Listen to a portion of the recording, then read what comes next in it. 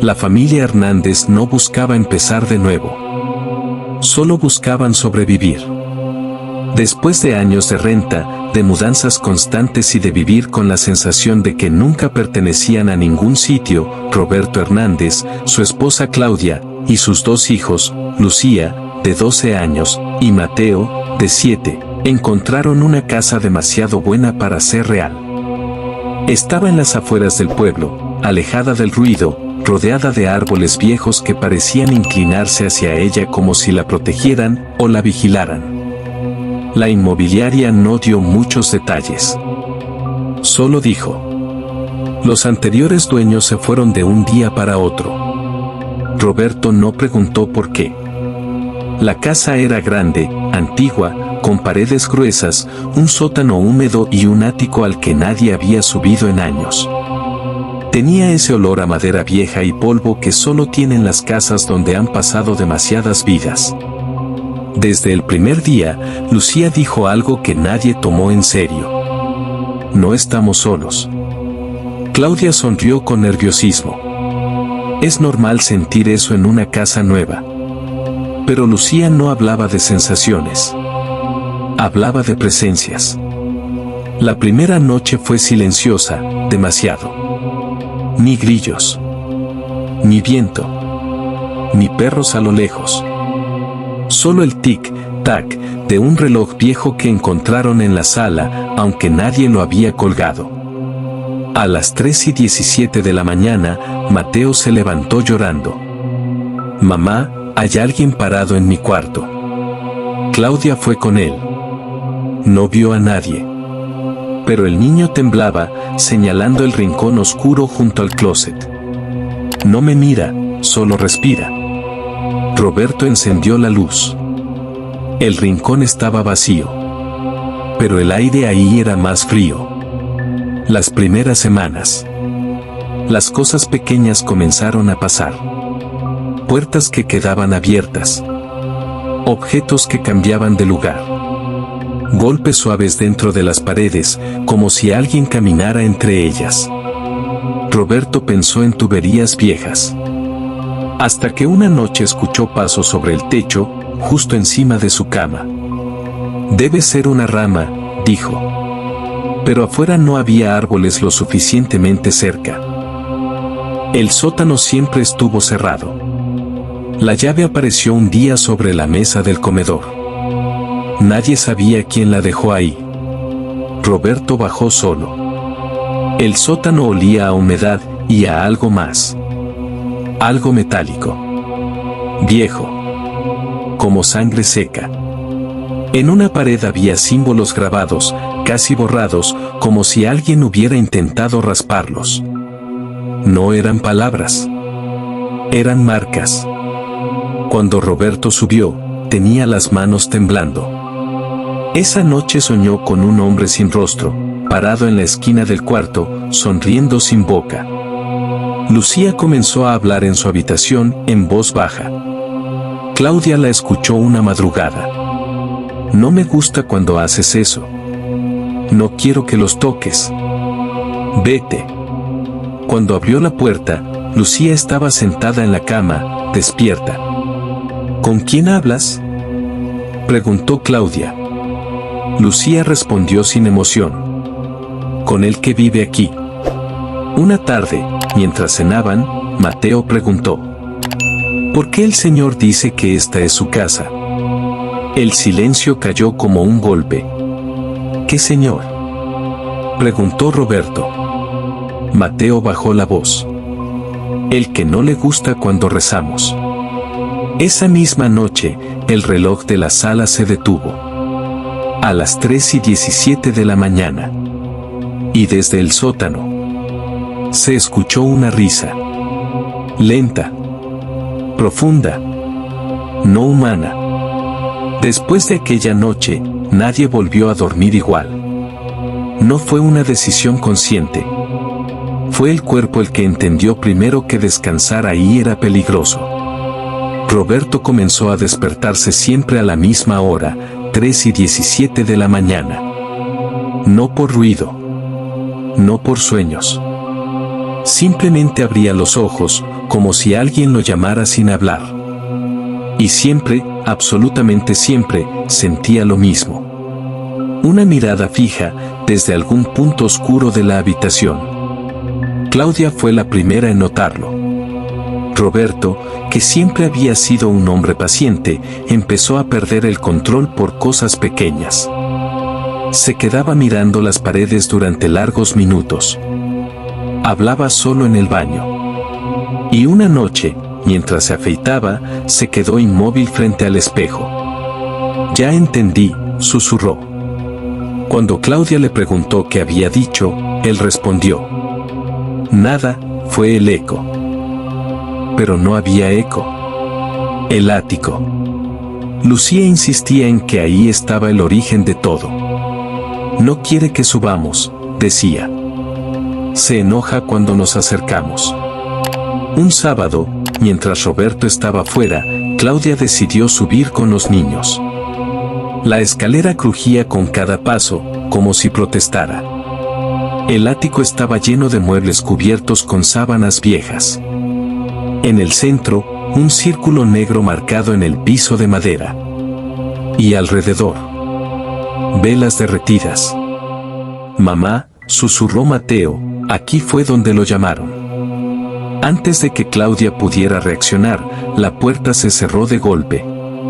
El aire se volvió pesado. Las velas, aunque no estaban encendidas, comenzaron a gotear cera fresca. Y entonces lo escucharon. Una voz grave, arrastrada, que parecía salir de todas partes. «Esta casa no es para ustedes». Lucía empezó a llorar sangre por la nariz. Esa noche, por primera vez, lo vieron. No completamente. No como una figura clara. Fue una sombra con volumen, desprendiéndose del rincón de la sala. No caminaba. Se deslizaba. Mateo gritó. La sombra se inclinó hacia él. Y sonrió. No tenía rostro, pero todos sintieron la sonrisa. Las luces explotaron. Los cuadros se cayeron. Y algo invisible empujó a Roberto contra la pared con una fuerza brutal. En el piso, mientras luchaba por respirar, Roberto escuchó una frase dentro de su cabeza. «Tú me abriste la puerta». A la mañana siguiente, los símbolos del sótano aparecieron en las paredes de la casa. Grabados. Profundos. Frescos. Como si alguien los hubiera hecho durante la noche. Desde dentro de la casa. Claudia intentó limpiarlos. La pintura sangraba. Lucía, temblando, dijo: «Ya no es solo la casa, ahora es papá». Roberto empezó a tener lapsos de tiempo perdidos. No recordaba haber movido cosas, pero los muebles aparecían acomodados en forma de cruz invertida. No recordaba haber hablado, pero Claudia lo escuchaba murmurar en un idioma que no reconocía.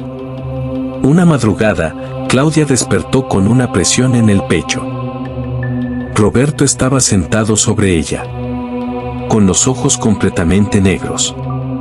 «Él quiere a los niños», dijo con una voz que no era la suya. Claudia gritó. Roberto cayó al suelo convulsionando. Cuando despertó, lloraba. «No puedo sacarlo», dijo. «Está creciendo dentro de mí». Desesperada, Claudia llamó a un sacerdote del pueblo, el padre Esteban. Apenas cruzó la puerta, se persignó. «Aquí se hizo un pacto», dijo. «No es un espíritu. Es algo más antiguo». Durante la bendición, la casa gritó. Las paredes vibraron. Las ventanas se quebraron desde dentro. Y la voz habló, furiosa. Llegaron tarde. El padre Esteban salió sangrando por la nariz. Antes de irse, dijo una sola cosa. «Si se quedan, no saldrán todos». La entidad ya no se ocultaba. Ya no observaba. Reclamaba. El padre Esteban no volvió. Tampoco contestó llamadas. Nadie del pueblo quiso acercarse más a la casa Hernández. Los vecinos cruzaban la calle al pasar frente a ella, como si temieran que algo pudiera seguirlos. La familia estaba sola. Y la casa lo sabía. Una mañana, Roberto intentó salir para ir al trabajo. La puerta principal no abrió. Probó las ventanas. Clavadas. Las puertas traseras. Selladas. No había tablas. No había cadenas. Simplemente, no cedían. Lucía fue la primera en decirlo en voz alta. No nos va a dejar salir. Ese día, el reloj volvió a sonar. 3:17 de la mañana. Aunque eran las 11 de la mañana. La entidad dejó de hablar en gritos. Ahora susurraba. A Claudia le hablaba cuando estaba sola en la cocina. Él ya no es tu esposo, es mi huésped. A Roberto, en la ducha. Ella piensa abandonarte. A Lucía. Tú puedes verlo mejor que ellos, por eso te elegí. Mateo empezó a dibujar cosas que jamás había visto. Figuras retorcidas, cuerpos abiertos, rostros sin ojos. Siempre el mismo detalle. Una casa con bocas en las paredes. Una noche, la familia despertó con un olor insoportable. Carne quemada. El perro que habían adoptado semanas antes, Bruno, estaba muerto en el sótano. Colgado. Los símbolos brillaban con un líquido negro. Roberto cayó de rodillas. Se lo pedí para que nos dejara en paz, dijo, llorando. Claudia lo miró horrorizada. ¿Qué hiciste? Roberto levantó la mirada. No fui yo. Pero la casa aplaudió. A partir de ese momento, Roberto dejó de dormir. O eso creían. En realidad, algo dormía en él. Su voz cambió. Su postura. Su mirada. Una madrugada, Lucía despertó y lo vio parado en la puerta de su cuarto. Tú no te vas, dijo. Tú te quedas conmigo. Lucía cerró los ojos y rezó. La casa gritó. Las paredes se agrietaron. Y la entidad habló por primera vez con su verdadero tono. Si uno se queda, los otros pueden irse. Claudia entendió. La casa no quería a todos. Quería un ancla. ¿A quién quiere? Preguntó con la voz rota. La respuesta llegó desde todas partes. El que me abrió. Roberto lloró. Váyanse, dijo. Quemen la casa si pueden. Yo ya estoy perdido. Lucía gritó.